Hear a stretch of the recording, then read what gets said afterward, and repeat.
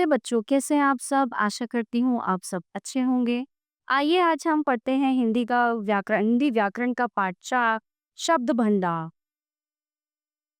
पर्यायवाची। पर्यायवाची क्या होते हैं? एक वस्तु के लिए समान अर्थ देने वाले शब्द पर्यायवाची शब्द कहलाते हैं। ठीक है, मतलब एक शब्द है और उसके समान ही अर्थ वाले जो शब्द होते हैं वो पर्यायवाची कहलाते हैं। अब देखिए, कुछ मैं आपको यहाँ पे उदाहरण बता देती हूँ।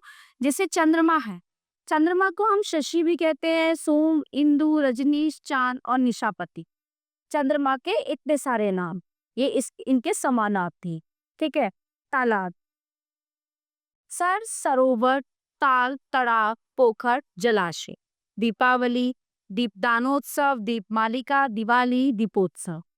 दुख, कष्ट, क्लेश, वेदना, दर्द, पीड़ा, पीर, रंज। इस तरह से। ठीक है, तो ये कुछ उदाहरण मैंने आपको समझाए हैं। आगे आप खुद रीड कीजिएगा। आगे चलते हैं। फिर नेक्स्ट आता है विलोम शब्द, एंटोनियम्स बोलते हैं जिसको, यानी कि जो एक दूसरे का विपरीत होता है, बिल्कुल अपोजिट वर्ड या उल्टा होता है। एक दूसरे का ठीक विपरीत अर्थ बताने वाले शब्दों को विपरीतार्थक या विलोम शब्द कहते हैं। नीचे कुछ शब्दों के विलोम दिए गए हैं, इन्हें याद कीजिए। अब देखिए, कुछ विलोम शब्द मैं आपको बता देती हूँ, बाकी आप खुद करेंगे। सफल, विफल, द्वेष, प्रेम, ज्येष्ठ, कनिष्ठ। दुरुपयोग, सदुपयोग, मंगल, अमंगल, दुर्गुण, सगुण। ठीक है, इसी तरह से हैं ये सारे अपोजिट वर्ड। आगे बात करते हैं शब्द समूह के लिए एक शब्द। भाषा की सौंदर्यता, स्पष्टता एवं संक्षिप्तता को बनाए रखने के लिए भाषा में शब्द समूह या वाक्यांश के लिए एक शब्द का प्रयोग किया जाता है। संक्षिप्तता के कारण भाषा को समझने में कठिनाई ना हो, इसके लिए आवश्यक है कि शब्द समूह हो या वाक्यांशों के बदले खूब प्रचलित या लोकप्रिय एक शब्द का ही प्रयोग करना चाहिए।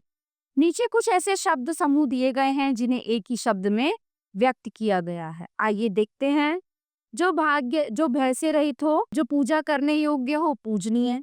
जो अपने देश से प्रेम करता हो, देश प्रेमी। जो दिखाई न देता हो, अदृश्य। जो ईश्वर को मानता हो, आस्तिक। जो स्मरण करने योग्य हो, स्मरणीय। जो समाचार भेजता हो, संवाददाता। जो जल में विचरण करता हो, जलचर। जो थोड़ा जानता हो, अल्पज्ञ।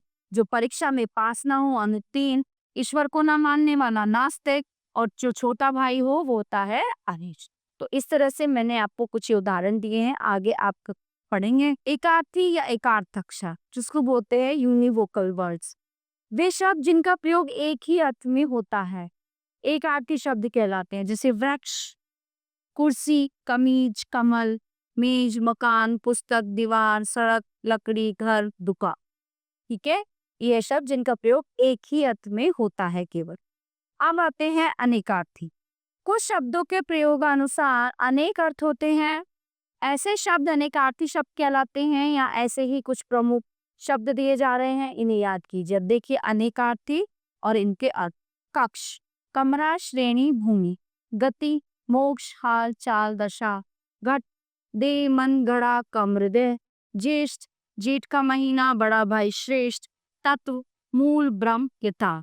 तो इसीलिए सभी एक जैसे हैं। आप कुछ मैंने समझा दिए हैं, कुछ आपको खुद पढ़ने हों। फिर आते हैं समानार्थी शब्दों का सूक्ष्म अंतर। देखिए, वर्ड्स समानार्थी शब्दों का सूक्ष्म अंतर। खटपट, किसी बात पर आपस में लड़ना। अशुद्धि, अपवित्रता, मिलावट, भूल, इसमें कर्ता की सावधानी व्यक्त होती है। त्रुटि, कोई कमी। अस्त्र, वो हथियार जो हाथ से फेंक कर चलाया जाए। शस्त्र, जो हथियार हाथ से पकड़कर पास से चलाया जाए। अहंकार, झूठा घमंड, अभिमान, प्रतिष्ठा में स्वयं को दूसरों से श्रेष्ठ समझना। तो इसी तरह आगे आप पढ़ेंगे। तो बच्चों, ये थे आपका शब्द भंडार। आशा करती हूँ आपको बहुत अच्छे से समझ आया होगा। मिलते हैं अगली कक्षा में। धन्यवाद।